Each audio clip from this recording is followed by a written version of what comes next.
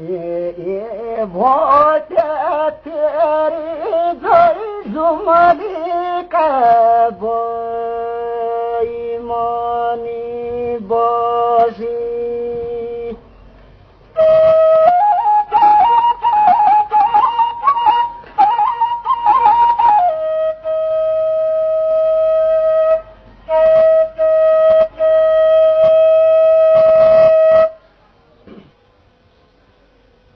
दुखीको कोही न कोही सुखीको संसार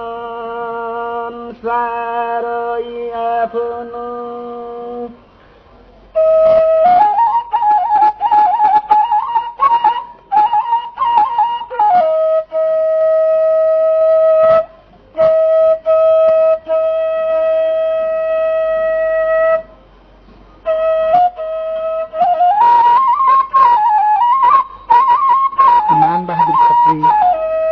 आँखा देख्दैनन् तर यिनको बाँसुरी बजाउने कला र गलाको मिठासले दैलेख सदरमुकाम वरपरको एरियामा लोकप्रिय छन्।